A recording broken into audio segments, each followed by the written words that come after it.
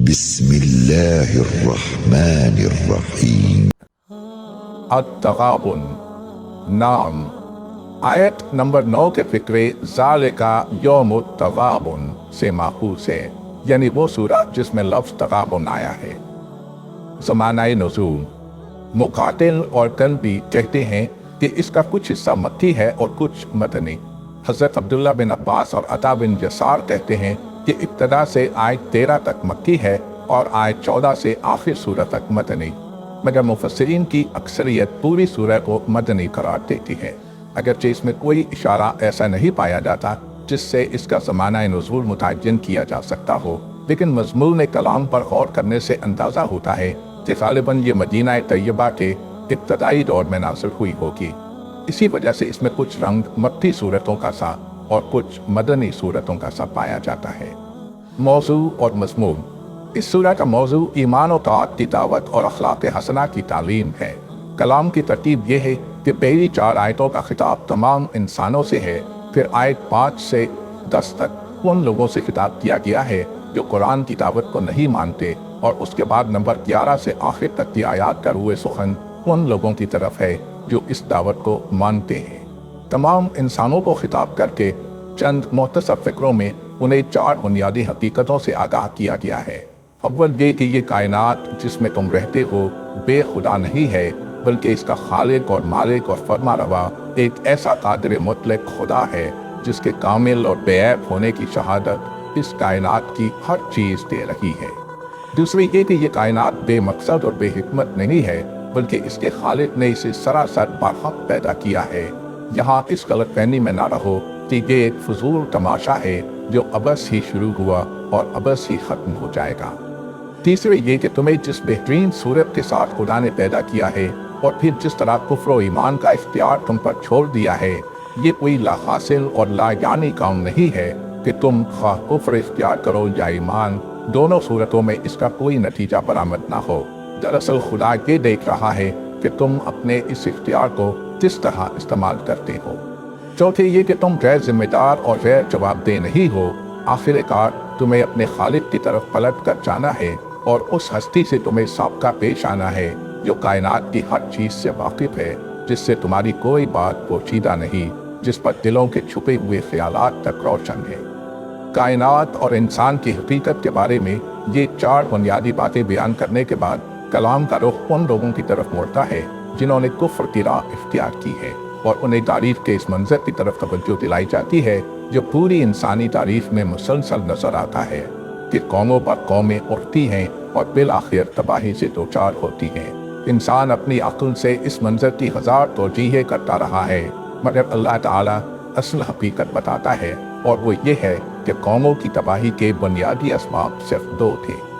ایک یہ کہ اس نے جن رسولوں کو ان کی ہدایت کے لیے بھیجا تھا، ان کی بات ماننے سے انہوں نے انکار کیا۔ اس کا نتیجہ یہ ہوا کہ اللہ نے بھی انہیں ان کے حال پر چھوڑ دیا، اور وہ خود ہی اپنے فلسفے گھڑ گھڑ کر ایک گمراہی سے دوسری گمراہی میں بھٹکتی چلی گئی۔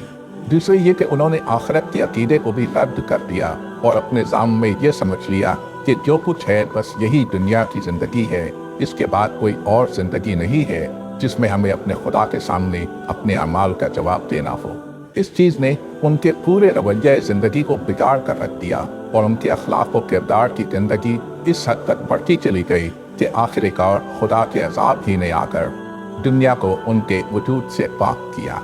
تاریخ انسانی کے یہ 2 سبق آموز حقائق بیان کر کے منکرین حق کو دعوت دی جاتی ہے کہ وہ ہوش میں آئیں، اور اگر پچھلی قوموں کا انجام نہیں دیکھنا چاہتے تو اللہ اور اس کے رسول اور اس نور ہدایت پر ایمان لے آئیں جو اللہ نے قرآن مجید کی صورت میں نازل فرمایا ہے۔ اس کے ساتھ ان کو خبردار کیا جاتا ہے کہ آخر کار وہ دن آنے والا ہے جب تمام اولین و آخرین ایک جگہ جمع کیے جائیں گے، اور تم میں سے ہر ایک کا غبن سب کے سامنے کھل جائے گا۔ پھر ہمیشہ ہمیشہ کے لیے تمام انسانوں کی قسمت کا فیصلہ اسی بنیاد پر کیا جائے گا کہ ایمان و عمل صالح کی راہ کس نے اختیار کی تھی اور کفر و تکذیب کی راہ پر کون چلا تھا۔ پہلا گروہ ابدی جنت کا حقدار ہوگا اور دوسرے گروہ کے حصے میں دائمی جہنم آئے گی۔ اس کے بعد ایمان کی راہ اختیار کرنے والوں کو مخاطب کرتے چند اہم ہدایات ہونے دی جاتی ہیں۔ ایک یہ کہ دنیا میں جو مصیبت بھی آتی ہے اللہ کے اذن سے آتی ہے۔ ایسے حالات میں جو شخص ایمان پر ثابت قدم رہے اللہ اس کے دل کو ہدایت بخشتا ہے، ورنہ گھبراہٹ یا چنچلاہٹ میں مبتلا ہو کر جو آدمی ایمان کی راہ سے ہٹ جائے اس کی مصیبت تو اللہ کے اذن کے بغیر دور نہیں ہو سکتی، البتہ وہ ایک اور مصیبت جو سب سے بڑی مصیبت ہے مول لے لیتا ہے، اور وہ یہ ہے کہ اس کا دل اللہ کی ہدایت سے محروم ہو جاتا ہے۔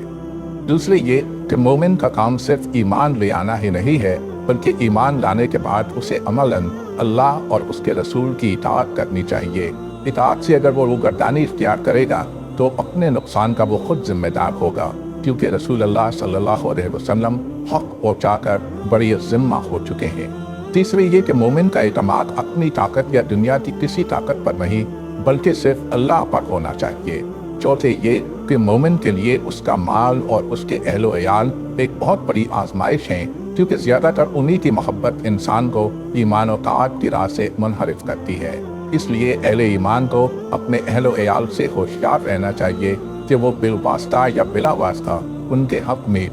راہ خدا کے راہزن نہ بننے پائیں، اور انہیں اپنا مال خدا کی راہ میں خرچ کرنا چاہیے تاکہ ان کا نفس زر پرستی کے فتنوں سے محفوظ رہے۔ پانچویں یہ کہ ہر انسان اپنی استطاعت کی حد تک ہی مکلف ہے۔ اللہ تعالیٰ کا مطالبہ یہ نہیں ہے کہ آدمی اپنی استطاعت سے بڑھ کر کام کرے، البتہ مومن کو جس بات کی کوشش کرنی چاہیے وہ یہ ہے کہ اپنی حد تک خدا سے ڈرتے ہوئے زندگی بسر کرنے میں وہ کوئی کسر اٹھا نہ رکھے، اور اس کی گفتار، کردار اور معاملات اس کی اپنی کوتاہی کے باعث حدود اللہ سے متجاوز نہ ہو جائیں۔